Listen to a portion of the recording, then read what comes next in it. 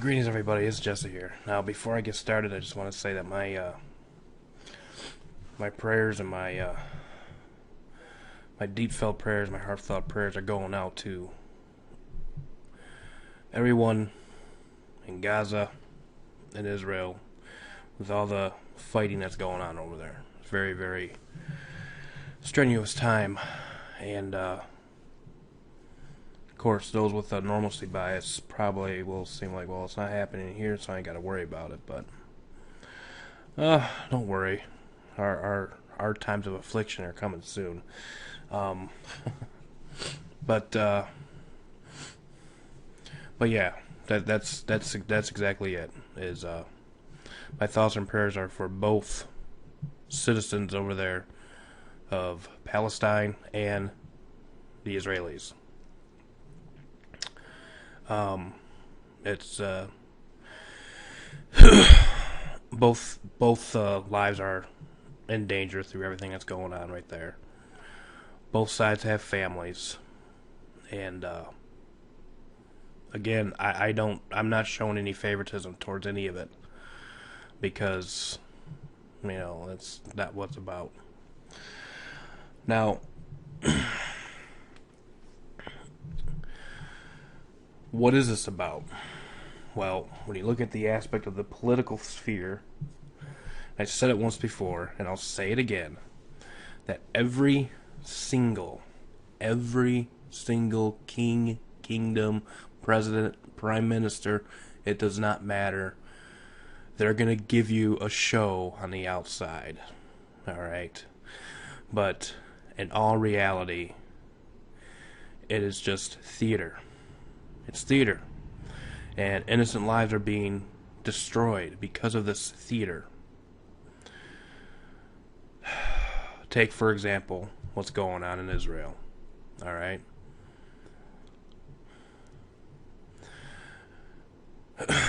Both sides, the whole Hamas situation, or the Abbas, Hamas, whatever, and the IDF, and the Israeli government, even though openly they are opposed against each other, fighting each other, that is what's being presented to you via the internet, television, and these types of things. But folks, I can't stress this enough, that this is all part of a Hegelian dialectic plan.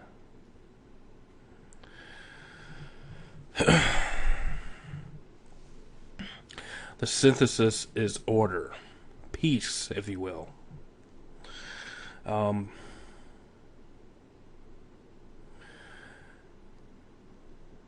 I'm going to get into that when I go over a few verses in Daniel 11. And these types of things. How does it work? Well, obviously, you know what the synthesis is. They plain out tell you what the synthesis is. And that's peace. You hear Abbas talk about they want peace with the Israelis. You hear the Israeli government talk about they want peace with the Palestinians. So we see the synthesis.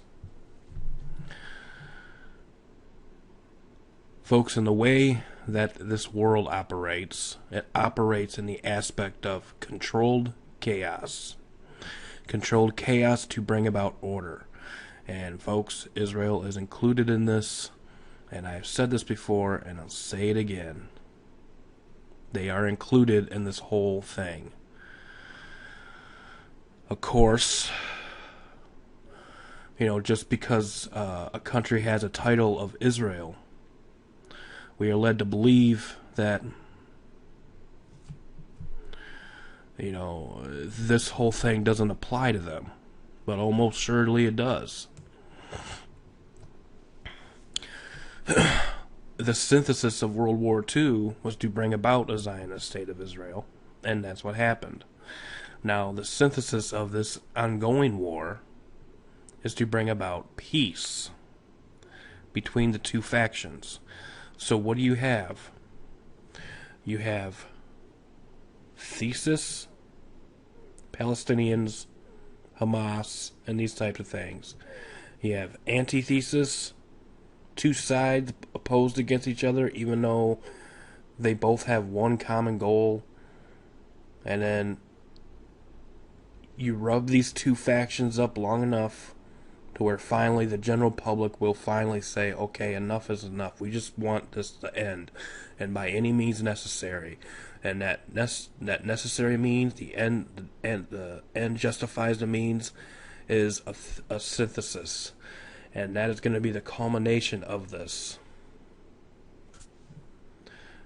That's the very simple view.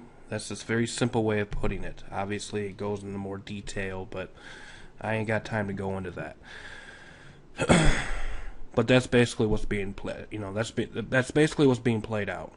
And when I read the portion in Daniel 11, you're going to see it played out right there in Scripture. Because even though on the outside it looks like these two factions are opposed against each other, behind the scenes they are all plotting the same thing. And then once they go out into public view, they give you a show in the aspect of they are both fighting against each other. They're both enemies. But in all due respects, they're not.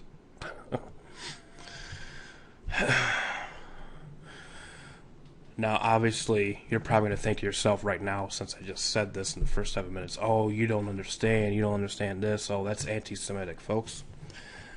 That's another drummed up lie that's been brought up by the ADL. To coin the term anti-Semitism is just revolving anything that just revolves the Jewish people. Okay? I want to take you to something here. I have to read it through my phone. And this is, you're going to see where I'm getting this from. And I went over this scripturally without this aid. But I figured since, this is a Judean type topic, I want to go to a Judean site called My Jewish Learning. And so that's what I did. And I typed in types of Jews. I'll provide the link. Okay? I don't know if you can see that, but alright. And I'm going to read this. I want you to pay attention, okay? As a whole, quote, I'm quoting here, quote, as a whole, Jews are sometimes referred to as Semites. But this can be misleading. This term originally comes from the Bible, referring to Shem, one of Noah's sons. The Jewish people are thought to be descendants of Shem, a view that was widely accepted for a long time, but had no scientific backing. In modern times, anti-Semitism is understood to be anti-Jewish activities. But a Semite is not a technical term and can refer to anyone from the Middle East. So what does that mean? Now that's from a Jewish source, okay? So they acknowledge that, but the ADL will put out there that, if you say anything against, any activities going on Jewish, you're anti-Semitic. All nothing but propaganda to bring about a race war. Now, so what does this mean? If the term Semite can refer to anybody, any Middle Eastern peoples, what does that mean? That means simply that Arabs are Semites and Jews are Semites. So if you're going to speak out against one group and totally biasly protect the other, then regardless of what you're doing, you're anti-Semitic. Ouch.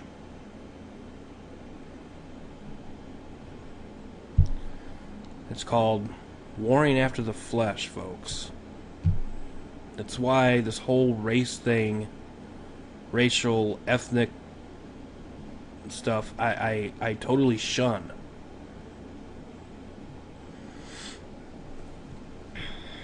Now, back to the topic at hand here. probably going to be about 10 more minutes. And I'll provide all the links. I'll provide the links of things I'm going to share with you. And you can go and look this up yourself. Now, one more thing I'm going to show you here. I want you to go and type in this site here. It's called Torah Jews Against Zionism. Alright? These are Judeans. Okay? These are also of the tribe of Judah.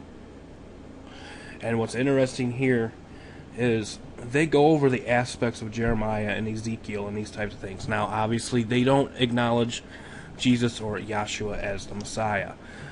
But how funny it is that they have an understanding that there is only one gathering. These people do. Only one gathering per Ezekiel 37.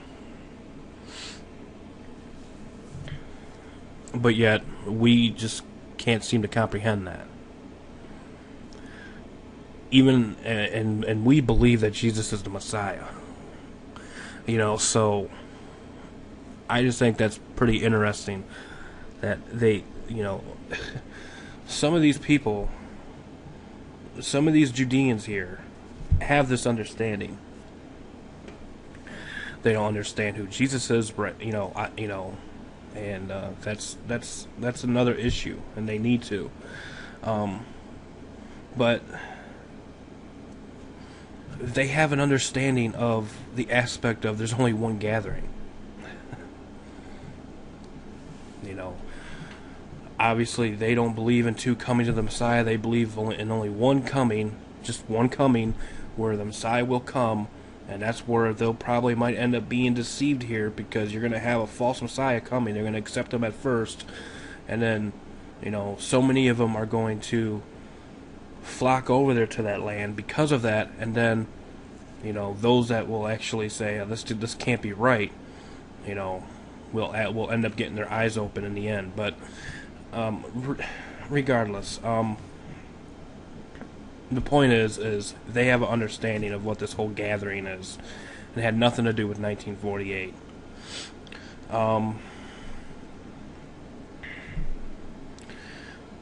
Now, speaking of the state of Israel and Palestine, okay?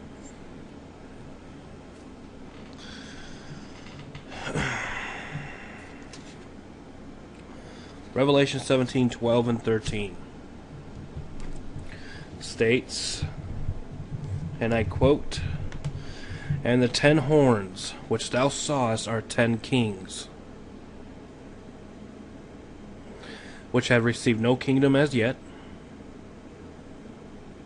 but receive power as kings 1 hour with the beast." Verse 13, "These have one mind, and shall give their power and strength unto the beast." So even though these kings may have one mind, even though they, you know, they may be at odds with each other, both of them have one mind, one way of thinking, and that's to give their power unto the beast, which is Rome.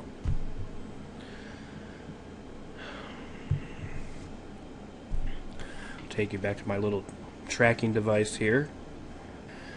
You can go and look up USACOR, or the United States Association of the Club of Rome, was formed for the purpose of shutting down the U.S. economy gradually. And within the Club of Rome, there's a plan to divide the world into what? 10 regions or kingdoms. I'm going to show you that right now. The whole world is affected.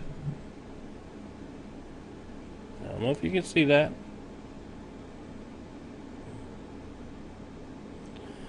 Including what's going on over there in Gaza and Israel. Let me read verse 13 again in chapter 17. "These have one mind, and shall give their power and strength unto the beast."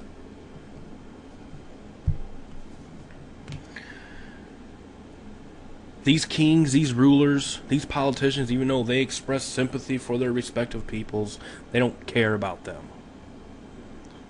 All they care is about giving their power and authority unto the beast, so the beast can fulfill its global dominion, basically. That's their goal. Alright? They don't care. The Likud party under Benjamin Netanyahu does not care about their civilians, their citizens, just the same as a boss does not care about their people. Okay? Even though you can sit there till you're blue in the face on either side and watch how they express their deep concerns for the people of their respective nations. You know, Obama does the same thing. You know, Bush did the same thing. You know, but when it comes to this issue, we throw all that aside. Folks, it is a very big tragic and travesty of what is going on over there. And like I said, millions, but hundreds and hundreds, if not thousands of innocent lives are at stake on both fronts. And so when I say pray for these people, you pray for their safety. Both sides. Both sides. You pray that their eyes get open and that they receive the light of the glorious salvation of the Lord Jesus Christ. Both sides.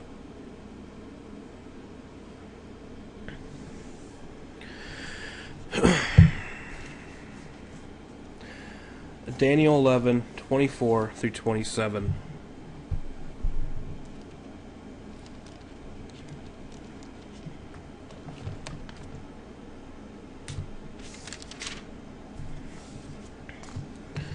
Okay. I want you to really pay attention to what's going on here. Now, obviously, when you look at biblical history, this is basically talking about the aspect of the Seleucid Empire and Antiochus Epiphanes and, you know, the king of the south and the king of the north and everything like that. But there is also a typology to be in reference here. And this typology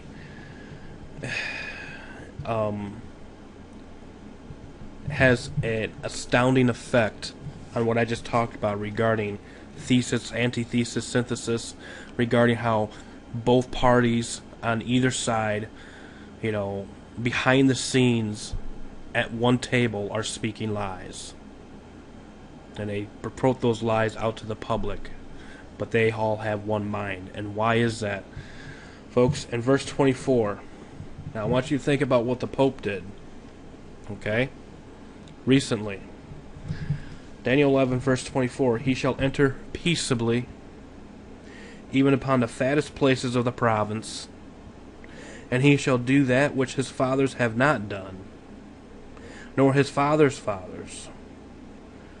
He shall scatter among them the prey, and spoil, and riches, yea, and he shall forecast his devices against the strongholds, even for a time.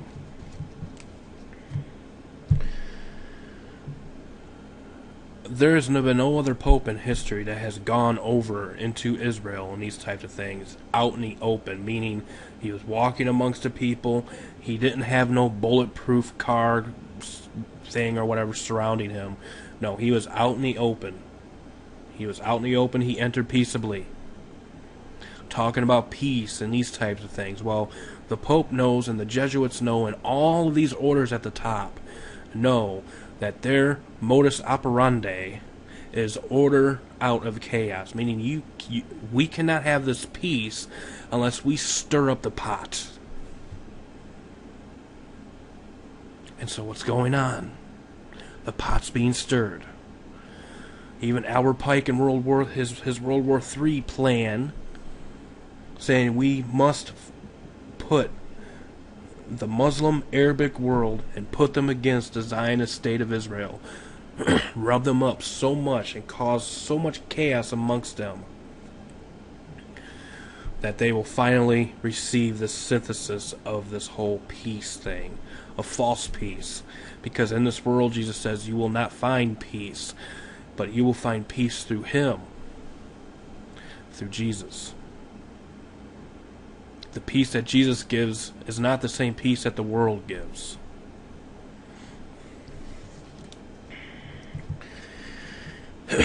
Verse 25, and he shall stir up his power and his courage against the king of the south with a great army. And the king of the south shall be stirred up to battle with a very great and mighty army. But he shall not stand, for they shall forecast devices against him.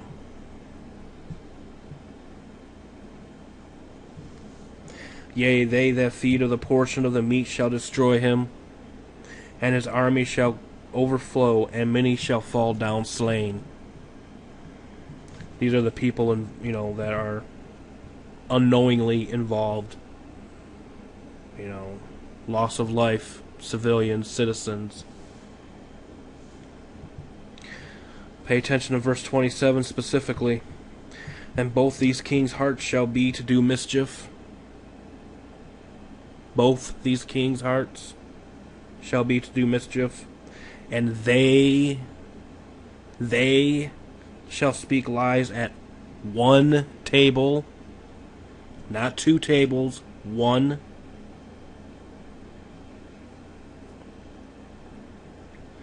But it shall not prosper, for yet the end shall be at the time appointed. There's going to come a time when all this crap is going to stop. And it's when that rock hits the statue's feet.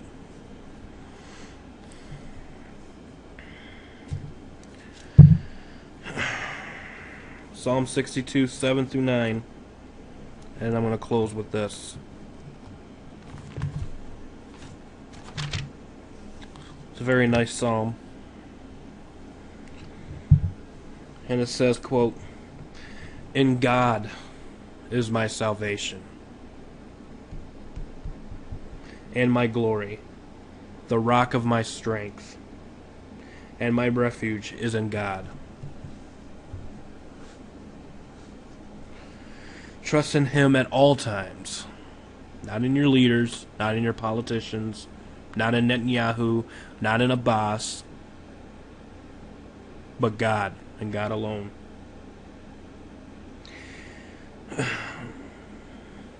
Ye people, pour out your heart before Him. God is a refuge for us, Selah. Surely men of low degree, people like you, me, are vanity, and men of high degrees, peoples in power, all of them,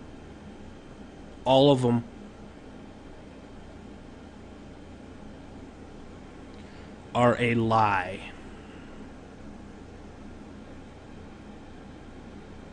To be laid in the balance, they are altogether lighter than vanity.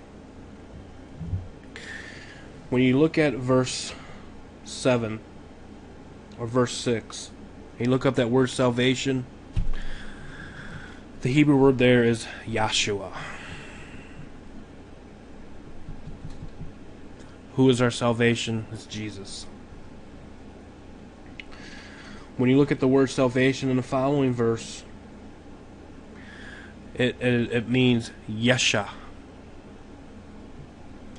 which means deliverer, deliverance.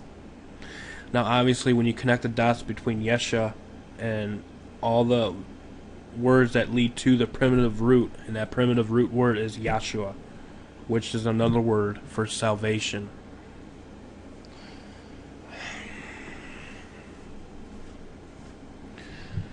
And so my message is simple and it's clear.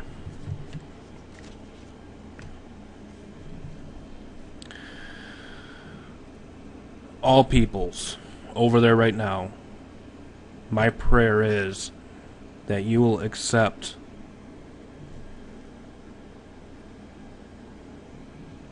the God of your the salvation, the God of salvation.